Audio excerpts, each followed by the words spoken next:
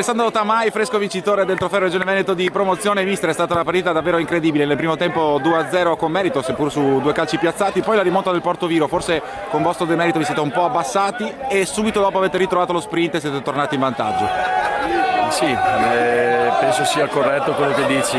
Ci siamo abbassati perché comunque loro qualsiasi calcio piazzato lo mettevano in area e quindi per forza di cosa loro avevano giocatori comunque che avevano capacità sul gioco aereo.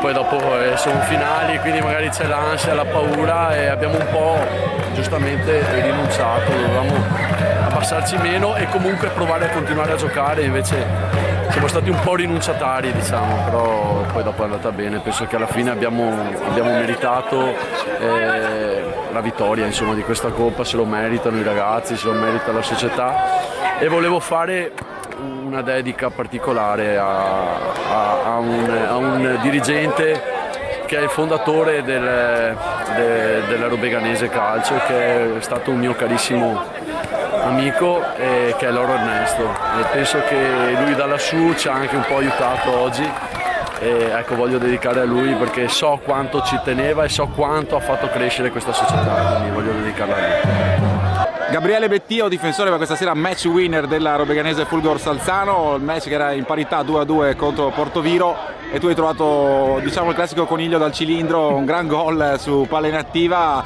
che ha deciso la partita. Che serata è stata, Gabriele? È stata una serata magica di sicuro, abbiamo sofferto tutti assieme, però alla fine siamo venuti fuori e questo è quello che conta.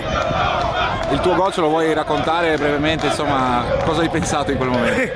Beh, quello che ricordo in realtà è solo la corsa sotto la curva, e è stata un'emozione indescrivibile, quindi tutta l'azione è veramente stato un flash e l'esultanza è quello che mi ricordo di più. Giuseppe Augusti, tecnico del Portoviro, sfortunata finalista del Trofeo Regione Veneto di promozione. Mister, avevate fatto una grandissima impresa nel secondo tempo recuperando lo svantaggio di 2 gol, poi ancora su palla inattiva avete subito il 3-2, abbiamo visto anche la sua arrabbiatura in quell'occasione perché appunto sono saltate le marcature. C'è da dire che insomma siete andati vicinissimi a coronare un sogno, un'impresa che avrebbe avuto veramente dello straordinario.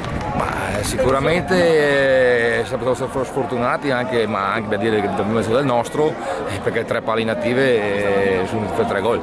Poi l'abbiamo recuperata, ma eravamo messi male con la panchina, dovuto fare entrare dei giocatori per forza anche se non erano in grandi condizioni, e l'abbiamo ribaltata, dispiace perché abbiamo fatto un gran secondo tempo. Manuel Andreello, attaccante del Portoviro, al termine della finale persa 3-2 contro la Robeganese. Manuel, è stata una partita comunque molto bella.